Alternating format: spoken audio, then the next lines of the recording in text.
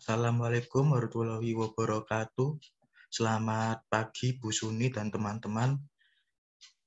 Saya akan mempresentasikan kelembagaan negara, yaitu Mahkamah Agung. Sebelumnya perkenalkan, saya Tegar Rusdianta dengan NIM E00214446 dari kelas K. Oke, langsung aja. Kedudukan Mahkamah Agung dalam sistem ketatanegaraan Indonesia. Yang pertama yaitu sebagai lembaga negara yang berfungsi sebagai pengadilan tertinggi bagi semua peradilan terlepas dari pengaruh pemerintah dan pengaruh-pengaruh lainnya. Yang kedua, susunan Mahkamah Agung diatur dengan undang-undang.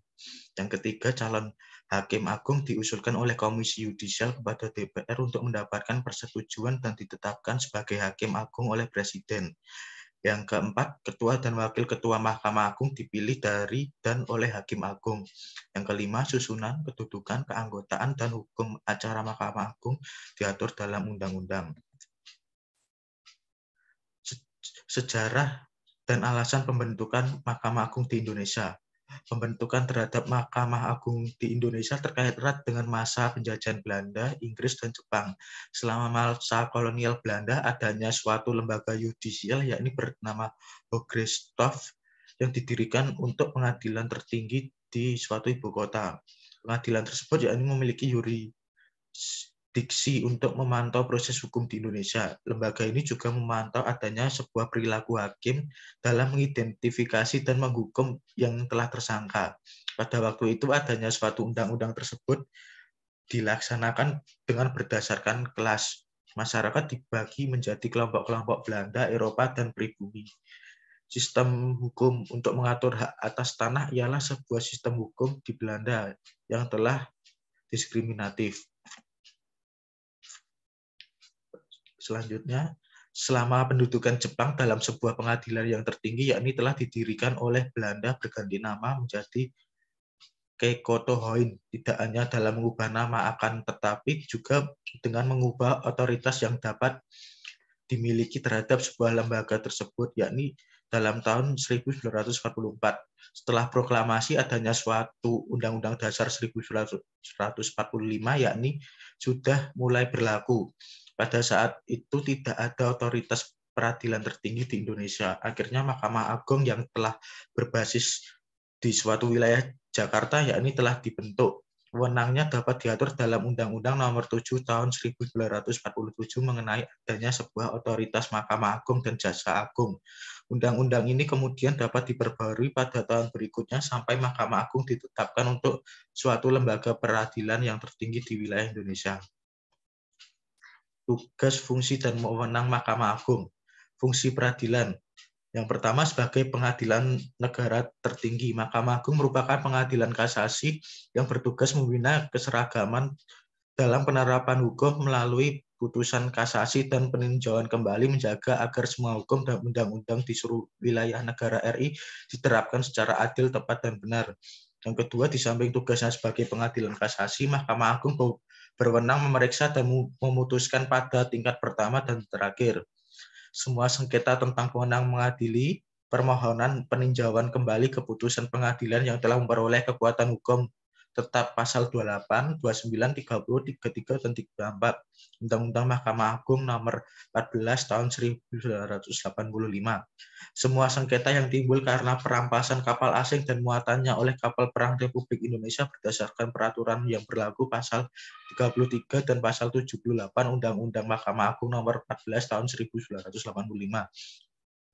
Yang ketiga, erat kaitannya dengan fungsi peradilan ialah hak uji materi, yaitu wewenang menguji atau menilai secara materi peraturan perundang-undangan di bawah undang-undang tentang hal apakah suatu peraturan ditinjau dari isinya atau materinya bertentangan dengan peraturan dari tingkat yang lebih tinggi atau dalam pasal 31 Undang-Undang Mahkamah Agung Nomor 14 Tahun 1985. Selanjutnya, fungsi pengawasan. Mahkamah Agung melakukan pengawasan tertinggi terhadap jalannya peradilan di semua lingkungan peradilan dengan tujuan agar peradilan yang dilakukan pengadilan-pengadilan diselenggarakan dengan seksama dan wajar dengan berpedoman pada asas peradilan yang sederhana, cepat, dan biaya ringan, tanpa mengurangi kebebasan hakim dalam memeriksa dan memutuskan perkara.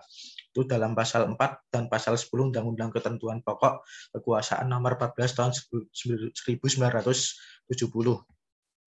Mahkamah Agung juga melakukan pengawasan terhadap pekerjaan pengadilan dan tingkah laku para hakim dan perbuatan pejabat pengadilan dalam menjalankan tugas yang berkaitan dengan pelaksanaan tugas pokok kekuasaan kehakiman, yakni dalam hal menerima, memeriksa, mengadili, dan menyelesaikan setiap perkara yang diajukan kepadanya dan meminta keterangan tentang hal-hal yang bersangkutan dengan teknis peradilan serta memberi peringatan, teguran, dan petunjuk yang diperlukan tanpa mengurangi kebebasan hakim, yaitu pasal 32 Undang-Undang Mahkamah Agung nomor 14 tahun 1985 terhadap penasihat hukum dan notaris sepanjang jalan yang menyangkut peradilan, yaitu dalam pasal 36 Undang-Undang Mahkamah Agung nomor 14 tahun 1985.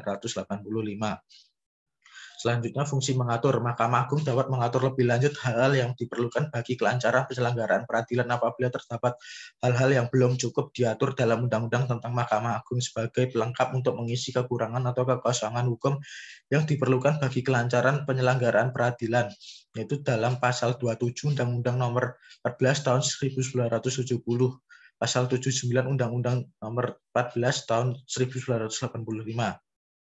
Mahkamah Agung dapat membuat peraturan secara sendiri bila mana dianggap perlu untuk mencukupi hukum acara yang sudah diatur undang-undang.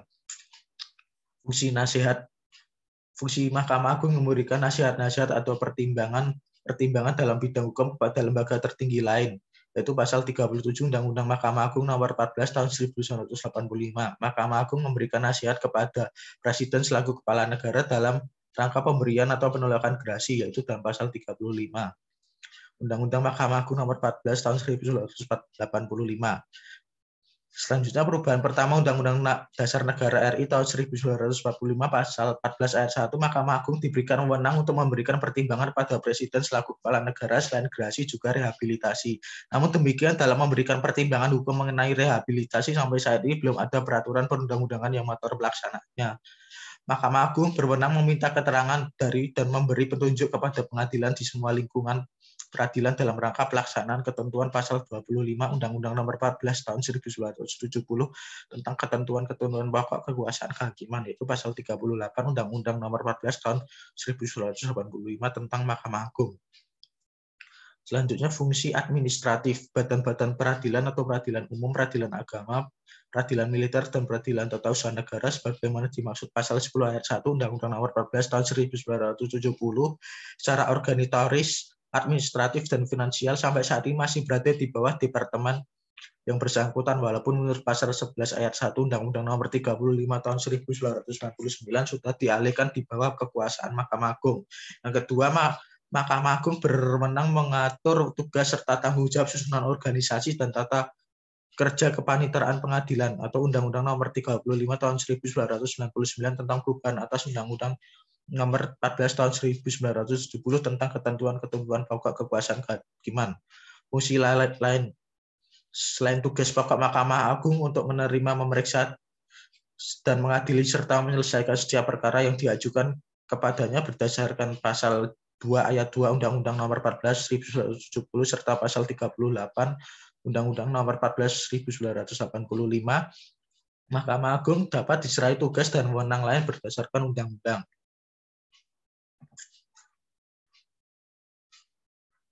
Sekian presentasi dari saya. Mohon maaf apabila ada kesalahan. Sekian dan terima kasih.